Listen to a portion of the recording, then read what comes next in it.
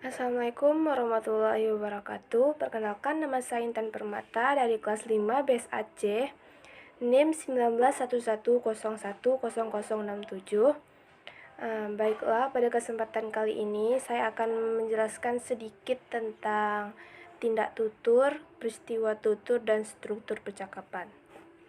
Apa itu tindak tutur? Tindak tutur merupakan suatu tindakan manusia dalam melakukan tuturan melalui kata-kata yang dilakukan penutur kepada lawan tutur. Tindak tutur memiliki 5 fungsi. Adapun 5 fungsi tersebut, yang pertama, tindak tutur deklaratif adalah jenis tindak tutur yang berfungsi untuk menetapkan sesuatu dinyatakan, yaitu dengan kata setuju, tidak setuju, benar-benar salah, dan sebagainya. Contohnya, saya memutuskan untuk memilih kamu sebagai bagian dari hidup saya. Tindak tutur di atas merupakan contoh tindak tutur dalam memutuskan, karena dalam contoh kalimat tersebut dia memutuskan untuk si B menjadi pasangan hidupnya. Tindak tutur juga dibedakan menjadi dua, yaitu tindak tutur langsung dan tindak tutur tidak langsung.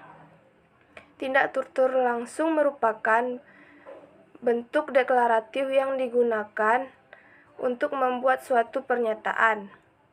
Sedangkan tindak tutur tidak langsung merupakan bentuk deklaratif yang digunakan untuk membuat suatu permohonan. Yang kedua, tindak tutur representatif atau asertif merupakan tindak tutur yang berfungsi untuk menetapkan atau menjelaskan sesuatu apa adanya.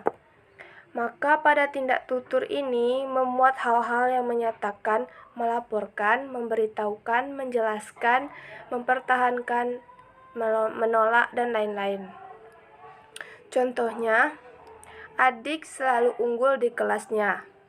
Dalam contoh di atas, tutur tersebut termasuk tindak tutur representatif, sebab berisi informasi yang penuturnya terikat oleh kebenaran isi tuturan tersebut. Penutur diucapkan itu memang fakta atau dapat dibuktikan di lapangan bahwa si adiknya itu memang benar rajin di kelasnya sehingga selalu mendapatkan peringkat pertama. Yang ketiga, jenis fungsi tindak tutur yaitu tindak tutur komisif adalah tindak tutur untuk melakukan sesuatu di masa yang akan datang. Maka pada tindak tutur ini juga berfungsi mendorong pembicara melakukan sesuatu seperti berjanji, bersumpah, dan ancaman. Contohnya, saya sanggup melaksanakan amanah ini dengan baik. Dalam contoh ini, tuturan itu mengikat si penutur untuk melaksanakan amanah dengan sebaik-baiknya. Hal ini membawa konsekuensi bagi dirinya untuk memenuhi apa yang dituturkannya. Yang keempat, fungsi tindak tutur yaitu tindak tutur direktif atau impositif adalah tindak tutur yang berfungsi mendorong pendengar melakukan sesuatu, misalnya mengajak, bertanya, memerintahkan, dan sebagainya. Contohnya, bantu aku memperbaiki tugas ini. Dari contoh ini, penutur menuturkan agar melaksanakan perintahnya untuk memperbaiki tugasnya itu. Yang kelima, tindak tutur ekspresif atau evaluatif, yaitu tindak tutur yang berfungsi untuk mengapresiasikan perasaan dan sikap. Tindak tutur ini merupakan tindak tutur meminta maaf, berterima kasih, menyampaikan ucapan selamat, memuji, dan mengkritik. Contohnya, saya sudah kerja keras mencari uang, tetap saja hasil yang tidak dapat mencukupi kehidupan keluarga. Dari contoh itu, tindak tutur ekspresif mengeluh yang dapat diartikan sebagai evaluasi tentang hal yang dituturkannya. Yang kedua yaitu peristiwa tutur. Apa itu peristiwa tutur?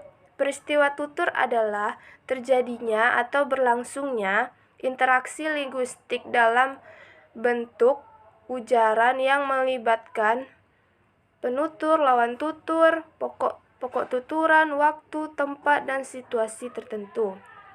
Nah, dari pengertian ini, peristiwa tutur memiliki beberapa komponen, yaitu 1. Partisipan atau penutur dan lawan tutur. Yang kedua, pokok tuturan dalam waktu tertentu. Yang selanjutnya, tempat, situasi tertentu. Contohnya, ketika kita sedang berada di pasar, hal itu dapat dikatakan sebagai peristiwa tutur karena memuat partisipan yang terdiri dari penjual dan pembeli. Selanjutnya, struktur percakapan. Adapun pola dari struktur percakapan, pertama, saya bicara, Anda bicara. Selanjutnya, saya bicara, Anda bicara. Pola tersebut terlihat adanya giliran bergantian saat bicara. Adapun struktur percakapan terdiri dari giliran bicara, merupakan suatu proses pergantian peran dalam bicara antara si penutur dan lawan tutur. Contohnya, ada si A dan si B, kakak. Si A menyatakan, ayo kita pergi jalan-jalan, dan si B menjawab, kemana? Terus si A menjawab, ke pantai sambil melihat sunset. Terus si B menjawab, ayo kita pergi, kebetulan aku juga sudah bosan di rumah. Pada contoh tadi merupakan salah satu bentuk giliran bicara antar si A dan si B, di mana keduanya mendapatkan hak bicara secara adil. Selanjutnya ada jeda. Apa itu jeda? Jeda merupakan kesenyapan yang terjadi dalam percakapan. Pada percakapan memungkinkan terjadinya jeda pendek dan jeda panjang. Contoh jeda pendek. Contohnya si A dan si B sedang berbicara. Si A mengatakan, kamu tadi pergi kemana? Terus si B menjawab, itu aku tadi jalan ke rumah teman. Dalam percakapan di atas, ketika si A menjawab pertanyaan si B, terlihat ada jeda pendek. Dia kan tadi bilang, tadi aku jalan ke rumah teman. Ada jeda di situ. Selanjutnya jeda panjang. Contohnya antara pedagang dan pembeli. Pedagang, mau beli apa, Bu? Pembeli diam, hening. Terus pedagang menjawab, bagaimana, Bu? Mau beli apa? Di sini ada jeda panjang. Si pembeli memikirkan hendak membeli apa. Selanjutnya overlap. Apa itu overlap? Overlap adalah kedua penutur mencoba berbicara pada saat yang sama. Maka overlap ini antara penutur dan lawan tutur secara alami menuturkan secara bersamaan dalam satu waktu. Contohnya, antara si Ani dan si Ana. Ana berbicara tentang, pokoknya aku kalau lulus sekolah, aku ingin kuliah di UI. Sontak Ana juga menjawab pas itu Unpad. Pada percakapan di atas, terlihat bahwa ada peristiwa overlap. Ini disebabkan karena penutur si Ana teringat dan ingin melanjutkan apa yang dituturkannya, dan si Ani juga ingin menjawab jawaban dari si penutur. Selanjutnya ada back channel. Ialah tanggapan atau respon yang diberikan lawan tutur kepada penutur. Respon ini bisa berupa gerakan tubuh, seperti anggukan, geleng kepala, dan sebagainya.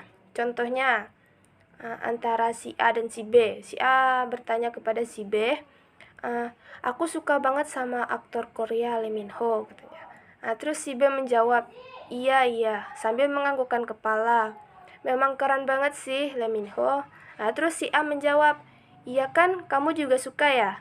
Terus si B menjawab, suka, tapi tidak terlalu. Dari contoh itu, si B menjawab penutur, dengan anggukan. Itu bisa disebut dengan contohnya. Selanjutnya gaya bicara. Gaya bicara itu dalam percakapan ada dua. Yang pertama, gaya bicara perlibatan tinggi, yaitu ketika pembicara sangat aktif sehingga rata-rata pembicara relatif cepat, hampir tanpa jeda. Yang kedua, gaya solidaritas tinggi, yaitu gaya bicara yang menggunakan rata-rata kecepatan lebih lambat, mengharapkan jeda yang lebih lama di antara giliran bicara. Contohnya, si Ara dan si Ani. Pagi Ra, pagi nih, apa kabar? Alhamdulillah baik. Sekian penjelasan tentang tindak tutur, peristiwa tutur, dan struktur percakapan. Kalau ada salah dari kata-kata, saya mohon maaf. Saya tutupi dengan wabillahi taufik wal hidayah. Wassalamualaikum warahmatullahi wabarakatuh.